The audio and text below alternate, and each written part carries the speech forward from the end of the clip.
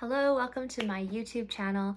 My name is Jillian and I channel the Akashic Records. So today I wanted to make a video on soul contracts. We all come to this planet with an outline of what we want to experience. So something I read recently that I really love is our soul, we have free will, our soul has free will, has planned this whole incarnation for us, what we want to learn, what we can experience, the types of relationships we're going to have, the types of people we're going to meet. Our soul has decided all of that. It's our job here as humans to figure out what exactly that is, right? Figure out what that plan is and why we would have chosen these things that we chose, who we are amongst the journey, amongst the lessons. Really the idea of why we come here is to figure out who we are and to heal any of our past karma and to create and to fulfill our purpose and our dharma. And so this happens within lifetimes, but then this also happens outside of lifetimes. So between our lives as a soul, we get to look at our past experience, our past incarnation. We get to see what worked, see what didn't, see what contracts we completed versus what ones we might still have some karma to figure out. And then when we're in this in-between phase, we get to organize and decide and set up what we're going to experience in our next incarnation. So we get to actually communicate with other souls and decide hey, I was a cheater in my past life. I have to rectify that karma in this life. Will you come down and cheat on me in this life, my friend? And yeah, sure, man. Let's do it. Obviously, we're souls. We don't talk quite like that. But that's what's happening. We're coming down where we have these predetermined contracts with souls, and in our human mind, if we're awake and we're conscious and we want to know, we can figure out why we chose to incarnate with these souls. What was the purpose? So in this video, I'm going to talk about 3 different types of relationships. I'm going to talk about the soulmate relationship, the twin flame relationship, and the karmic connection relationship. Lots to go over in these 3 topics. We'll see what wants to come through in the records. I will also say, if you're curious about narcissist type relationships, I'm going to be making another full video on narcissists, a separate video. I do have a little smidge talking about it on my episode 1 of questions asked by my followers video. So if you're curious and you want info right now, you can go check out that one. But yes, okay. So getting into it, first I just wanted to ask about twin flames. So, as a soul, you are an individualized fractal of source, which means you are one little shard, essentially, of source. And source is all, right? Source is the all within the all. Source is everything that has created, as well as the consciousness that is looking at everything that has been created. So when we are in a soul, in a body, we are a little piece of that source consciousness that is watching and observing everything that is happening in front of us. We have specific lineage, specific reasons for being alive. We have specific things our soul likes, doesn't like. We are who we are as a soul. We're an individual fractal. Okay. Now, this individual fractal actually breaks off into soul fragments. So even you and your soul, not all of you and your soul is incarnated here on earth right now. You are a fragment of that soul. As you get to know yourself better and you connect in more with your higher self, you get to experience more of your actual soul. You get to become one with more of your higher self, which is a part of this soul. And as you open up these higher chakras, you can also connect in with other soul fractals that are incarnated in other places and other times. So you know, our universe and everything is so complex and is so much more complex than our minds could ever grasp. But there are parallel versions of you existing in other dimensions, in other galaxies, in other times, in other spaces. There are other pieces of your soul fractal that are existing right now in this very moment. And as you become more awake and aware, and as you begin to open your channel more, you actually do have an opportunity to connect with these other versions of yourself. And sometimes they can connect with you. This can happen through your dreams. This can happen through deja vu. This can happen through emotional experiences. So this is what, when we say like, you really don't know what you don't know, and like not, you know, we can only comprehend and understand so much with our human brain. This is what we're talking about, right? You do really need to let go and to surrender, because there's so much that you don't know. And, you know, you need to trust your soul and trust that your soul knows what it's doing, and that your higher self knows what it's doing, and that it's all going to work out, because really, like, you can't control things, because you just don't even know enough to be able to control what's happening. So with these soul fractals, that means technically another human could also incarnate that is the same piece of your soul, right? You are soul fractal, and there's other soul fractals that are existing in other dimensions and times and spaces. You know, some of these soul fractals are existing as your guide. Some of these soul fractals are existing in other humans potentially. And if you come across one of those, that is a twin flame. It is you as a soul, your soul. It is your soul in another body. Now, it's not your soul fractal in another body, because you have your own soul fractal and they have their own soul fractal, but ultimately you are the same soul. You have the same missions, you have the same, you know, the same soul essences, the same values, the same morals, the same things that make you tick as a being. And so, yes, it is possible that another fractal from your soul has incarnated on Earth right now, and that would be a twin flame. Twin flame relationships, twin flame connections are very rare. Most people think they're in a twin flame, but they're not. They're in a karmic connection because of that intensity of the bond. With a karmic connection, it's very intense. It's like that electrical feeling. People think that is a twin flame. A lot of times twin flames will meet up in lives, and they will choose to meet up in a life where they have some stuff to heal, because obviously it's going to be a very close mirror, you know, having another version of you staring right at you. But remembering that time and space don't exist, and that this lifetime that we have is very short compared to our soul's journey. And that just because you meet up with a twin flame in this life doesn't mean you're going to be with them in this life. You might actually meet up, have a terrible time together because you're activating and triggering each other so much. And then you split up for a few lifetimes, and then you don't come back together again for 10,000 years, or 4 lifetimes from now. And so it's rare that twin flames will meet up and they will actually stay together. They'll be at a place where they can actually come into union. It does happen. I have read for one couple in my whole experience as a reader, one couple that was in a twin flame union where they are very happy and they have decided to come together. But for the most part, if you are dealing with a legitimate twin flame, you're not going to end up with them in this lifetime. You're going to come together for healing, and it's going to be a very challenging relationship. And chances are you will both then go on your own ways and more than likely end up with a soulmate partner. So a soulmate partner, this is someone that you have made an agreement with as a soul, and you have healing to do together. So you can have a soulmate partner that is on the other side, that is one of your spirit guides. A lot of times soulmates will incarnate repeatedly together. So they will be in all one life together, they will be in the next life together, they'll be in the in-between together. They're like friends. It's like friends that you have throughout lifetimes, friends that appear in different vessels, but they are the same soul. And so these soulmates,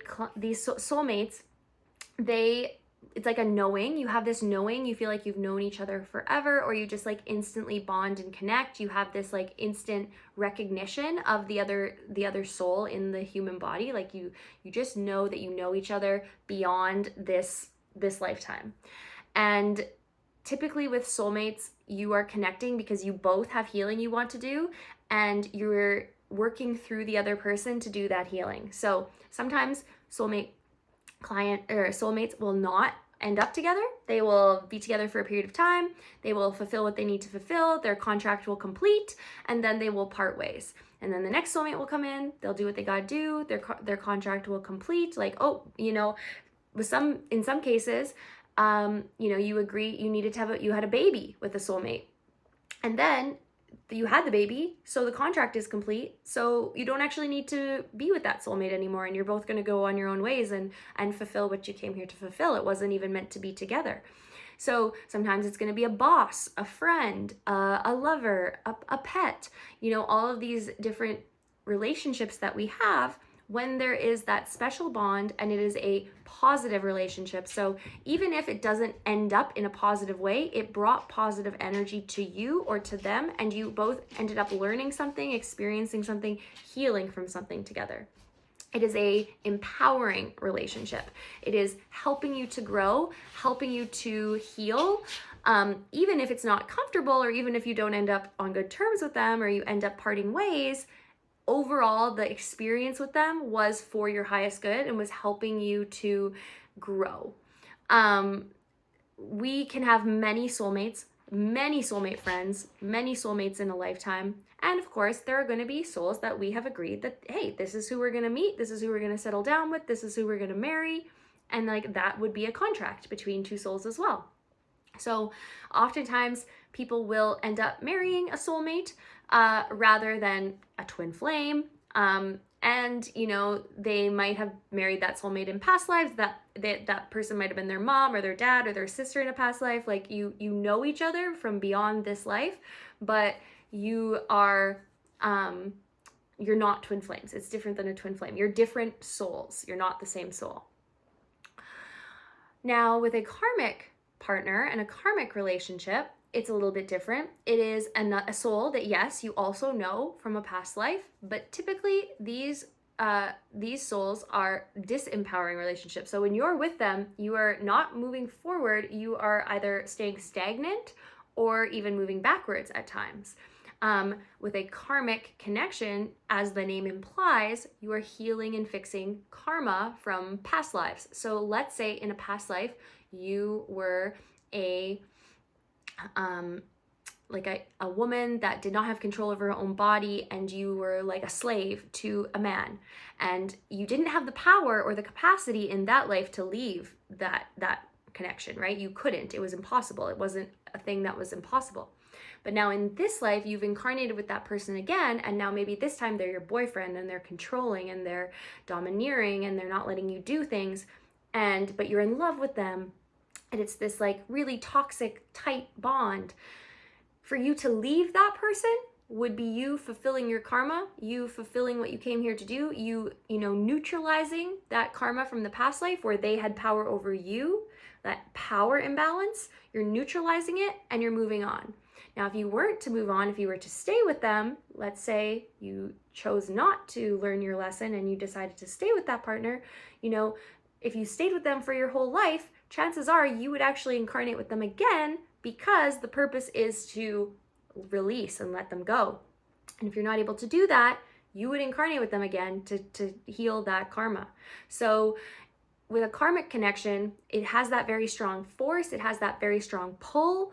It can be really intoxicating, but it does have that toxic ebb and flow. And it's not for your highest good to stay with them. You actually are meant to part ways, or you're meant to heal something, or there's meant to be a blow up, or there's meant to be something kind of, like that happens between this relationship. You're meant to leave them in the past. They're not meant to come with you into this next phase of your life, this next phase of your soul's evolution.